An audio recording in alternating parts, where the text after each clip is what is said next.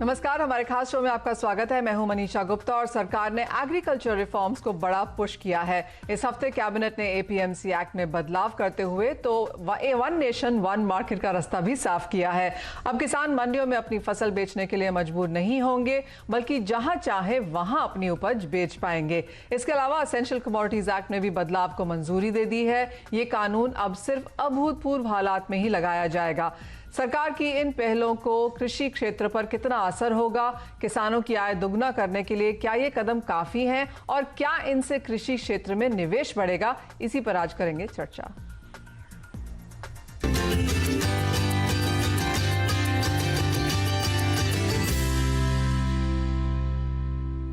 इस खास चर्चा में हमारे साथ जुड़े हैं पूर्व एग्रीकल्चर सचिव सिराज हुसैन, अडानी वेलमार के सीईओ अंशु मालिक और Indian chamber of food and agriculture के चेयरमैन एमजे खान। आप सभी का कार्यक्रम में स्वागत है। सबसे पहले सिराज जी, आपसे ही जानना चाहेंगे, ये हफ्ता काफी महत्वपूर्ण है। अगर हम एग्रीकल्चर रिफॉर्म्स की बात करें, 5-6 बड़े बड़े अहम यहाँ पर फैसले लिए गए हैं। इमीडिएट रिलीफ इसमें से कहाँ पर आपको किसानों को मिलता हुआ दिखता है? क्योंकि जो इमीडिएट फीडबैक है वो यही कहता है कि शायद ट्रेडर्स को और एग्रीकल्चर एज अ सेक्टर को यहाँ पर कुछ फायदा होता हुआ नजर आएगा। ओवरऑल किसानों को बहुत ज्यादा इमीडिएट रिलीफ शायद यहाँ पर नहीं है। आपको क्या लगता है? देखिए, अभी जो ऑर्डिनेंसेस गवर्नमेंट ने इशू करने का फैसला किया है कैबिनेट ने, अभी उन ऑर्डिनेंसेस को पब्लिक डोमेन में नहीं डाला गया है। तो हमारे लिए ये कहना मुश्किल है कि उन ऑर्डिनेंसेस में क्या डिटेल्स आएंगी। लेकिन मुझे लगता है कि ये कहना भी सही नहीं होगा कि उनसे किसानों को कोई फायदा नहीं होगा, क्योंकि अगर किसानों को और ज्यादा ऑप्शन मिलते हैं अपनी प्रोड्यूस को बेचने के लिए, तो मुझे लगता है कि जो दाम किसानों को मिलते हैं उनमें बेहतरी होगी और उनको बेहतर दाम मिलेंगे। तो हम डिटेल्स का इंतजार कर रहे हैं, लेकिन हमारी इनिशियल रिएक्शन ये है कि ये किसानों को फायदा पहुंचाएंगे। मिस्टर मलिक, आपसे जानना चाहेंगे दो चीज़ें जो एक कॉरपोरेट के लिए यहाँ पर काफ़ी पॉजिटिव रह सकती हैं। एक तो ये कि जो एसेंशियल कमोडिटीज़ एक्ट है उसमें से स्टॉक लिमिट निकाल दी गई है काफ़ी सारी कमोडिटीज़ के लिए, और ओवरऑल सप्लाई चेन के लिए अब यहाँ पर स्टॉक लिमिट नहीं है। और दूसरा ये कि अब जो डायरेक्ट खरीदारी है किसान से, उसको काफ़ी ज़्यादा तवज्जो देने की बात की गई है। आप इन दोनों ही स्टेप्स को कैसे देखते हैं? First, this is a very बहुत ही बड़ा कदम है इंडियन एग्रीकल्चर में। आप कहिए ये एक तरफ से opening up of agri business है। तो मैं फर्स्ट फार्मर्स की तरफ से कहूंगा कि उनके लिए ये बहुत क्लियर हो गया है कि अभी वो जो है they can go out of their district से बाहर जा सकते हैं, इवन स्टेट से बाहर जा सकते हैं। अभी हम लोग पैडी खरीदते हैं, और पैडी हम लोग जब खरीदते हैं तभी हम लोग को डिफरेंट स्टेट्स ट्रैवल करना पड़ता है पैडी लाने में। हालांकि वो फार्मर अगर डायरेक्ट हम लोग के इधर पहुंचा सकता है तो उसको ज्यादा पैसा मिलेगा। दूसरा, हम लोग को ये मंडी टैक्स का बहुत इश्यू रहता है कि कहीं पे हमने दिया है, फिर भी जब हम ले आते हैं दूसरे स्टेट में हमको उसका भी देना पड़ता है। तो ये अभी बंद हो जाएगा। सो वी विल हैव और more clear direct access to farmers. और हमारा एज ए प्रोसेसर हम लोग का हर फैक्ट्री एक फार्म गेट के हिसाब से मंडी का लाइसेंस मिलता है, जिससे हम डायरेक्ट प्रोक्योरमेंट कर सकते हैं। सो फार्मर के लिए मोस्ट इम्पोर्टेंट होगा कि अभी जहां पे ज्यादा पैसा मिलेगा he can go there, and ये सबसे इम्पोर्टेंट चीज है। एक दूसरा, प्रोसेसर के लिए तो मैं कहूंगा कि बहुत बड़ा अपॉर्चुनिटी है टू क्रिएट इंफ्रास्ट्रक्चर और बड़ा वेयरहाउस या बड़ा स्टोरेज या बड़ा प्रोसेसिंग सेंटर्स हम लोग बना सकते हैं। मैं आपको एक छोटा सा उदाहरण दूंगा कि आज हम लोग एडिबल ऑयल जब ले जाते हैं तो हम लोग को इसमें एसेंशियल कमोडिटीज में हम लोग का जो वेयरहाउस होता है, जैसे मुंबई बड़ा शहर है, इसके बाहर ही हमको वेयरहाउस करना पड़ता है, लाइक भिवंडी और पनवेल। आप जानते हैं कि वहाँ पे जो लिमिट है एक हम लोग को ट्रेडर के रूप से मिलता है। वी आर ए होलसेलर उनके गवर्नमेंट के नजर में। तो हम लोग को 100 टन का वो मिलता है स्टॉक रखने का। और आपको मैं बताऊं, ये 1955 का ऑर्डर है, जब ट्रक का साइज भी शायद 10 टन हुआ करता था। अभी तो एक ट्रक भी 35 टन का ट्रक है जी। तो मैं तो 2 ट्रक 3 ट्रक भेजूंगा तो मैं तो आउट ऑफ स्टॉक हो जाऊंगा, स्टॉक लिमिट के बाहर हो जाऊंगा। एंड ये डर हम लोग को हमेशा लगा रहता है, बिकॉज बीच बीच में ये एसेंशियल कमोडिटीज एक्ट लग जाता है। और महाराष्ट्र में तो it's a non bailable offence, so it's a very serious issue. And हम लोग को हमेशा कम माल से काम चलाना पड़ता था। अभी मैं आपको बताऊं, चना हम लोग खरीद सकते हैं अकोला में, अमरावती में, and I can store now. And मेरा फैक्ट्री हल्दिया में है बेसन का, चना का। I can always store here in origin and ले जाता हूँ for my processing centres. I can buy paddy from UP and take it to Punjab without any problem. I in fact access काफी स्मूथ हो जाएगा। हम लोग जब रेल से मूव करते हैं कोई भी चीज, चाहे दाल, बेसन या तेल, हम लोग को 2400 मेट्रिक टन एक साथ हम लोग ले जाते हैं। एंड आपको मैं कहूं कि एसेंशियल कमोडिटीज के अंतर्गत तो ये 2400 टन का तो कोई हमको स्टॉक लिमिट ही नहीं मिलता था। अभी हम लोग के लिए ये कम से कम डर नहीं है। तो हम लोग मदर वेयर हाउसेज बना सकते हैं। We can create lot of sophisticated automation in the plants and in the factory godowns, और हम लोग अच्छा क्वांटिटीज में काम कर सकते हैं। सो इसमें इन्वेस्टमेंट आएगा। जैसे आपने कहा कि काफी सारे काम यहाँ पर शुरू करे जा सकते हैं, reforms definitely on the positive side यहाँ पर हैं, लेकिन कितना समय लगेगा इनको एक्चुअली ऑन ग्राउंड हम इंप्लीमेंट होता हुआ देखेंगे? क्योंकि इतने सालों से एक तरीके से यहाँ पर काम हो रहा है, तो उसको उसमें से ब्रेक करना होगा, ये जो नए रिफॉर्म्स हैं इसके हिसाब से काम करना होगा। आपको क्या लगता है कितना समय लग सकता है उसके लिए? I think we have to wait for the notification and we have to see the fine prints on it. और एक बार ये क्लैरिटी आ जाए, उसके बाद हम लोग का जो वेयर हाउसिंग का जो मॉडल्स है, वी कैन गो अहेड। और प्रोसेसिंग के लिए हम लोग तो already we are trying to see farmers को किस तरह से, जैसे हम लोग अभी सरसों खरीद रहे या चना खरीदते हैं, तो किस तरह से डायरेक्ट फार्म फैक्ट्री में लाया जाए। सिर्फ एक चैलेंज है प्राइस डिस्कवरी का, and I think price discovery he main challenge रहेगा। अदरवाइज खरीदना एंड फार्मर्स के साथ डील करना कोई इशू नहीं होगा। जी, पॉइंट टेकन। तो काफी सारे पॉजिटिव्स यहाँ पर हैं और इसका फायदा यहाँ पर कॉर्पोरेट्स उठाने के लिए भी तैयार हैं। मिस्टर खान, आपसे भी यहाँ पर सवाल पूछना चाहेंगे। आपको क्या लगता है, जो पीछे कई सारी चीजें हैं, जितनी बार भी रिफॉर्म्स निकल के आए हैं किसानों की तरफ से, ऑफकोर्स जिस तरह सा फीडबैक इस बार भी आया है, एक तो ये कि इमीडिएट इम्प्लीमेंटेशन होते हुए तो 1 से 3 साल यहाँ पर लग जाएंगे। दूसरी बात, दूसरा जो थोड़ा सा प्रॉब्लम्स निकल के आई हैं या फिर जो रिएक्शन आया है वो बिचौलियों की तरफ से या इंटरमीडिएट की तरफ से आया है कि उनका यहाँ पर रोल पूरी तरह से खत्म हो जाएगा। पॉजिटिव्स इसके काफी सारे हैं, लेकिन आपको क्या लगता है किस तरह का इंपैक्ट इसका एग्रीकल्चर पर हम पड़ता हुआ देखेंगे और जो पूरी सप्लाई चेन है उसके ऊपर? देखिए, सबसे पहले let me welcome this decision, क्योंकि पिछले 2 सालों से कई बार सब कमेटी लेवल पे चर्चा में मैं भी शामिल रहा हूँ और इस बात को हम लोग पुश कर रहे थे कि एंटायर फोकस जो एग्रीकल्चर सिस्टम का रहा है वो प्रोडक्शन पे रहा है। पर पिछले 10-15 सालों से धीरे धीरे करके करीब करीब सभी कमोडिटीज में हम लोग सफिशिएंट से सरप्लस की तरफ चले गए। So therefore all the energy and reform that were needed was market side. तो मंडी सिस्टम को पूरी तरीके से फ्री करना, this used to be one of the suggestions in all such meetings. Finally अभी 15 दिन पहले जब इस पे दोबारा रिकनेक्ट हुए हैं कि what are the financial and non financial nature reform that can be और announcement that can be made, तो कैबिनेट डिसीजन इस पे होना था। I was in touch few days before on this. तो this was one of the agenda कि आप अगर नॉन फाइनेंशियल कोई स्टेप बड़ा लेना चाह रहे हैं तो मंडी सिस्टम को फ्री कर दीजिए।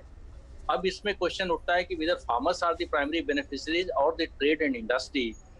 My comment is clear that farmers are not going to be the primary beneficiary of that. However, इसमें एक्स्ट्रा ऑप्शंस मिल जाएंगी, फ्रीडम मिल जाएगी। जब भी चॉइसेस एंड फ्रीडम मिलती है, ऑप्शंस एक्स्ट्रा क्रिएट होती हैं, तो naturally there is a competition that sets in and therefore कोई भी प्रोड्यूसर को ज्यादा चॉइसेस मिल जाती हैं तो उसको बेहतर जो चॉइस होगी उस पर जाएगा। जी। जैसे इनाम में कोई 700 मंडी अभी कनेक्ट हो गई है, पर farmers directly operating and selling through eNAM, it has not been there. Absolutely. So something which was primarily targeted and benefiting the farmers did not end up benefiting by that. Same thing is here. In the initial years, it will be the industry that will benefit, it will be the trade that will benefit, it will be traders will be primarily benefiting. Why? Because for many years, if you see, agriculture being the state subject, center had been pushing marketing reforms, but most of the states initially were resisting it. It took almost a decade for a reasonably good number of states that came on board. Absolutely. So one of the suggestions of late has been कि आप इसको concurrent list में ले लीजिए ताकि market reforms, agri businesses, trade, food processing, ये सब का पूरा जो गैमुट ऑफ एक्टिविटीज है पोस्ट हार्वेस्ट का, वो एक कंकरेंट लिस्ट में आ जाए ताकि रिफॉर्म्स स्पीडी हो जाए। Specifically to this step, nobody can be in principle against this. The only thing is कि devil lies in detailing. Actually जब इम्प्लीमेंटेशन होता है कितना स्पीडी होता है, कितना एफिशिएंट होता है। और सबसे बड़ी बात यह है, आज भी जो एमएसपी के तहत जो प्रोक्योरमेंट है, अलग अलग फिगर्स अलग अलग स्टेट के और अलग अलग कम्युनिटीज के हैं, लेकिन 20% से लेके 40% के बीच कहीं पर है। Let's take an average of 30%, शायद शिराज साहब एग्जैक्ट फिगर दे दें इसमें। तो अगर एमएसपी प्रोक्योरमेंट जो है उसको हम लोग एक्सपेंड नहीं कर पा रहे हैं, उसको स्टीमलाइन नहीं कर पा रहे हैं, जो प्राइमरी रिक्वायरमेंट थी, नहीं तो एमएसपी के प्राइसेस किसान लॉबी सारी फाइट करती हैं सरकार के साथ में, लेकिन if 2/3 of the farmers are still left out from the ambit of the government procurements, then there is a question of the efficiency of the system or the scheme itself. Absolutely. इसमें भी 1-2 साल 3 साल लगेंगे शायद। शिराज साहब mister Khan जी, हाँ कि कहाँ पे स्टैंड हम लोग कर रहे हैं। मैं ना एक और नंबर यहाँ पर एक्चुअली डालना चाहती हूँ, और ये सवाल अब सिराज जी से है, क्योंकि सिराज जी 14 करोड़ किसान हैं, ऐसा एग्रीकल्चर मिनिस्ट्री की वेबसाइट पर होता है, और उसमें से ये भी माना जाता है कि 55% स्मॉल और मार्जिनल किसान हैं। उसमें से इन किसानों में से 86% ऐसे हैं, और ये बात आपने मुझे पिछली बार बताई थी कि जिसमें से 86% ऐसे हैं जिनकी 2 लाख हेक्टेयर से जमीन कम है। तो रिफॉर्म्स बहुत अच्छे हैं, और जैसे दोनों दूसरे गेस्ट ने भी कहा कि इमीडिएट जो इसका इम्पैक्ट है वो शायद इंडस्ट्री और ट्रेड को आएगा और किसान को शायद बाद में आएगा। तो क्या कुछ करने की जरूरत है, क्योंकि अभी भी हम मान के चल रहे हैं कि 1 से 3 साल लगेंगे इसको सबको इंप्लीमेंट होने में। इमीडिएट किसान की क्या हालत है, एग्रीकल्चर की क्या हालत है, और यहाँ पर क्या करने की जरूरत है?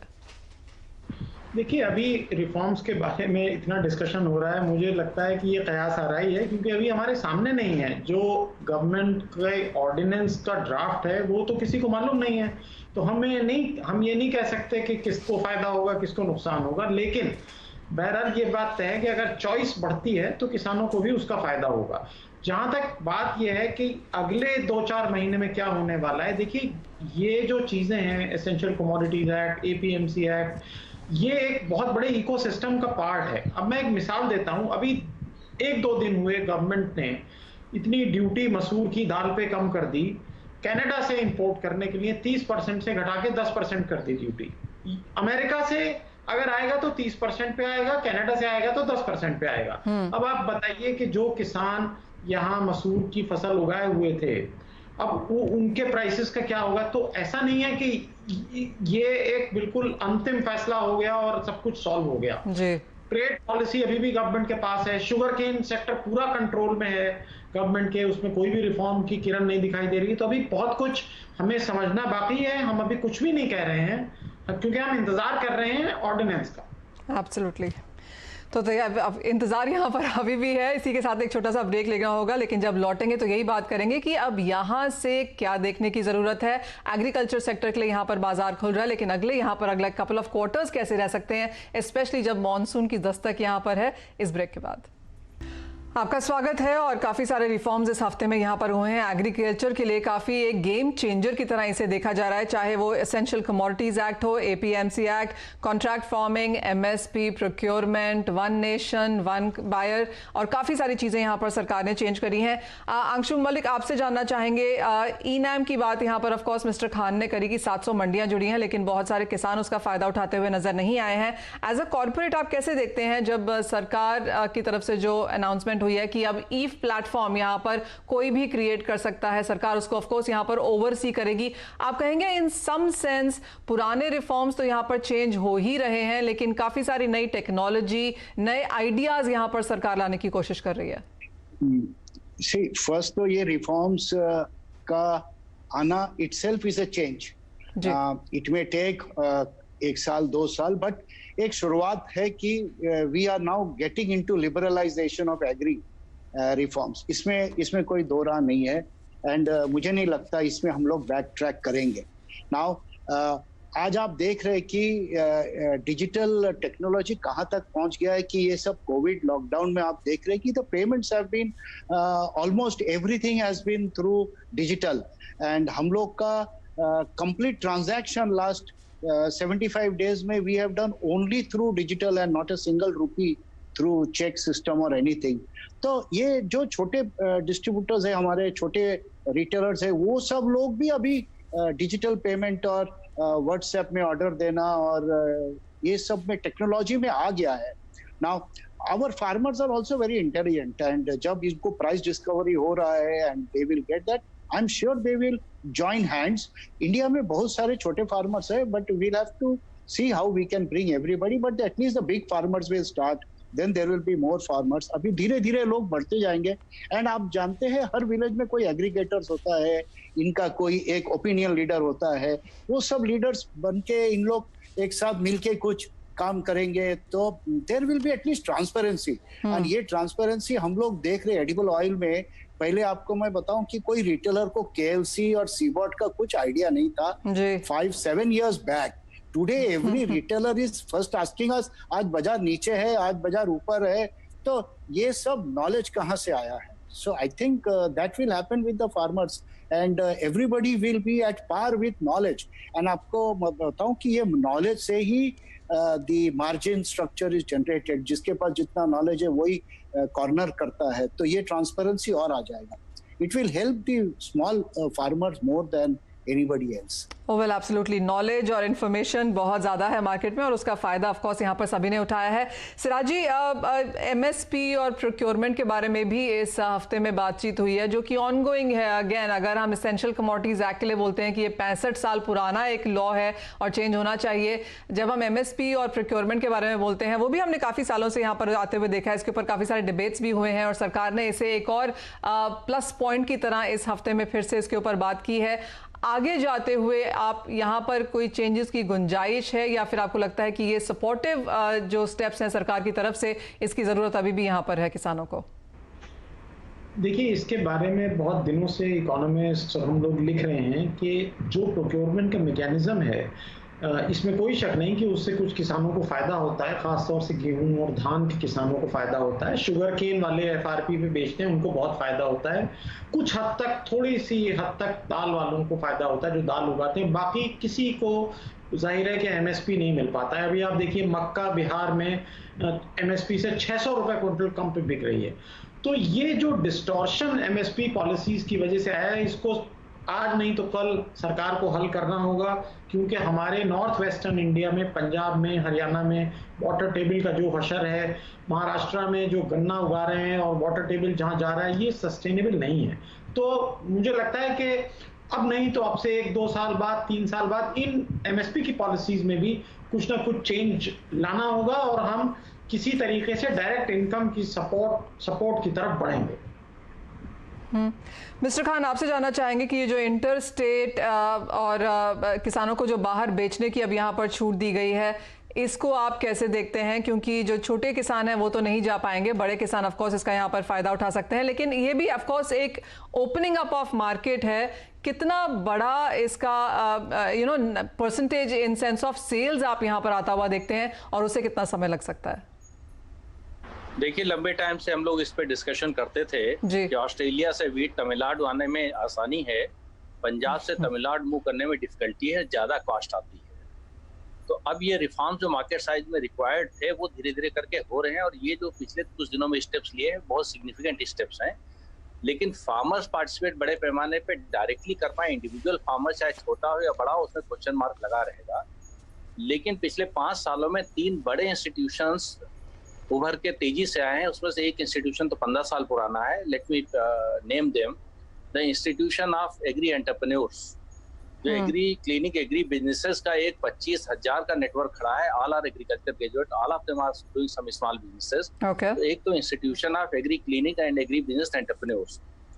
दूसरा, पिछले 5 सालों में जो स्टार्टअप्स निकल के आए हैं एग्री सेक्टर में, कोई 1,000 के आसपास स्टार्टअप, उसमें 400 तो हमारे अपने ICFA के प्लेटफॉर्म पर है. तीसरा इंस्टीट्यूशन ऑफ FPOs है, जिसमें कोई सक्सेसफुल 1,000 के आसपास FPOs हैं. नंबर में तो है 1600 से 1800 के बीच में है और अभी 10,000 और क्रिएट करने का स्पेशल बजटरी प्रोविजन किया गया है बजट में. तो ये तीनों इंस्टीट्यूशंस मिलकर एग्रीकल्चर मार्केट स्पेस में एक बड़ा बदलाव लाने की कैपेसिटी रखते हैं. अब जरूरत इस बात की है इनकी अपनी capacity in terms of digital transaction ये कैसे कर पाए. तो डिजिटल लिटरेसी बहुत जरूरी है, इनकी भी अपनी एक कैपेसिटी बिल्डिंग है और जो फार्मर्स भी इसमें एनरोल करना चाहे उनकी भी. क्योंकि अल्टीमेटली अगर आप फार्मर्स लॉबीज का देखें तो वो तो बड़ा लिमिटेड डिस्टेंस में उनकी डिमांड रहती है कि साहब 50% जो है वो जो स्वामीनाथन फार्मूला है उसको लागू कर दीजिए. तो इन अनाउंसमेंट के बाद में, because I am the founder of all India farmers alliance, इसमें 40 बड़े फार्मर्स ऑर्गेनाइजेशंस के मेंबर हैं, तो सबसे बात होती रहती है। तो दे were not very keen in welcoming what was announced in the last few days. उनका सीधा सीधा सा कि आप स्वामीनाथन फार्मूला लागू करवा दीजिए। दूसरा होता था उनका कि 6,000 का जो एक पीएम किसान निधि है उसको बढ़ा के 24,000 करा दीजिए। तो आज भी अगर किसी किसान लॉबिस्ट से आप बात करेंगे या बड़े जो किसान एक्टिविस्ट हैं, उनका सीधा है कि साहब इसको 6 से 24 करा दीजिए या 18 करा दीजिए, उसमें कोई 2,40,000 करोड़ का एक्स्ट्रा बजटरी कॉस्ट आएगा। 75,000 करोड़ का ऑलरेडी गवर्नमेंट ने किया हुआ है, तो वो लिमिटेड एक्सटेंट तक है। लेकिन ये जो रिफॉर्म्स के बेनिफिट्स हैं, ये टाइम लगेगा परकुलेट होने में जी। अगर इसको स्पीडली करना है और फार्मर्स का कॉन्फिडेंस बिल्ड करना है, तो हर एक ग्राम पंचायत में 1, 2, 3, 4 फार्मर्स को कम से कम एक तरीके से इस मार्केट प्लेटफॉर्म पे लाके डिजिटल ट्रांजैक्शंस की कैपेसिटी बिल्डिंग जरूरी है। In addition to these 3 institutions that are playing significant role, but their ability to play a role is 10 times more than what they are currently doing. Absolutely, यानी कि hand holding, जी हाँ, यानी कि hand holding किसानों को और इन सब institutions को भी जरूरत है और मच मोर सपोर्ट यहाँ पर सरकार की तरफ से भी लगेगा। अंशु, आप ऑफ कोर्स आपने बताया कि कितना फर्क पड़ेगा एज अ कॉर्पोरेट आपको इन सब चेंजेस की वजह से, क्योंकि आप एक बहुत बड़े फूड प्लेयर, एग्रीकल्चर प्लेयर हैं यहाँ पर। लेकिन ये जब सरकार यहाँ पर रिफॉर्म्स में चेंजेस कर रही है, आपकी जैसी कंपनी किस तरह से इन्वेस्टमेंट अपॉर्चुनिटीज फिर यहां पर देखती है अगले 2, 3, 5 साल की? अगर हम बात करें जिस तरह के चेंजेस इस हफ्ते में देखने को मिले हैं, क्या आप उस हिसाब से भी अब यहां पर बजटिंग करेंगे? मनीषा, मैं भी इसके बाद जी अंशु, हम लोग इन्वेस्टमेंट के लिए तो हम लोग हमेशा स्टडी करते रहते हैं, लेकिन एसेंशियल कमोडिटी एक्ट निकल जाने से देर जो एक फियर होता है कि क्या वेयर हाउस का स्पेस कितना बड़ा होगा, कितना हम कैपेसिटी लेंगे, बिकॉज देखिए सब कुछ हम फैक्ट्री के अंदर स्टोर करते ऐसा नहीं है। हम लोग ओरिजिन में भी स्टोर करते हैं, यानी हमको सीड अगर खरीदना है राजस्थान में, वहां से खरीदा है और हो सकता है मुझे बंगाल में प्रोसेसिंग करना पड़े एंड मेरा क्रशिंग फैसिलिटी बंगाल में हो, तो अब मैं जब सीड स्टोर करता हूं तो वो तो नॉर्मल एज ए ट्रेडर ही हो गया, मैं I am not a Miller. तो हम लोग को ये एसेंशियल कमोडिटी एक्ट में ये हमेशा ध्यान में रखना पड़ता था कि हम लोग जो प्रोडक्ट है लाइक खास करके चना, मस्टर्ड, सोयाबीन, ये 3 प्रोडक्ट तो हम लोग बहुत ही केयरफुली हैंडल करते थे and we would always keep it low as possible. अभी हम लोग को जब ये मिला है तो first is the warehouse, एक सेंट्रल वेयर हाउसिंग जहाँ पे हम लोग मदर गोडाउन्स बना सकते हैं एंड फिनिश गुड स्टोर कर सकते हैं, बिकॉज फिनिश गुड स्टोर करना बहुत इंपॉर्टेंट है। आज गुवाहाटी जैसे जगह में फुल रेक मस्टर्ड भेजते हैं तो भी कम पड़ता है, तो एक साथ 2500 टन या 4000 टन हम लोग माल रख सकते हैं। तो अगर ये स्टॉक कंट्रोल ऑर्डर नहीं है, storage control order, then freely हम लोग बिजनेस कर सकते हैं और इवन सप्लाई चेन मैनेज हो सकता है इवन। एब्सोल्युटली, तो काफी सारे फायदे यहाँ पर हैं, कुछ इमीडिएट हैं, कुछ आने में समय लगेगा, बट ओवरऑल काफी गेम चेंजर ये हफ्ता रहा है एग्रीकल्चर रिफॉर्म्स के लिए। जो बहुत सालों से यहाँ पर मांग थी वो रिफॉर्म्स हमने यहाँ पर आते हुए देखे हैं, तो चाहे वो इन्वेस्टमेंट है, वेयर हाउसिंग है, फ्री मूवमेंट ऑफ गुड्स है, या फिर किसानों के फायदे की बात है कि वो कॉम्पिटिटिव प्राइसेस पे यहाँ पर बेच सकते हैं, या डिजिटाइजेशन है कि ई प्लेटफॉर्म अब यहाँ पर खुलता नजर आएगा। काफी सारे पॉजिटिव स्टेप्स यहाँ पर देखने को मिले हैं। मिस्टर खान, अंशु मलिक एंड सिराज जी, बहुत शुक्रिया हमारे साथ जुड़ने के लिए CNBC आवाज पर और अपनी वो राय और वो ब्रेक डाउन करने के लिए रिफॉर्म्स की उनका क्या मतलब है इंडियन इकोनॉमी और एग्रीकल्चर के लिए। लेकिन इसी के साथ इस खास पेशकश में फिलहाल इतना ही। आप देखते रहिए CNBC आवाज।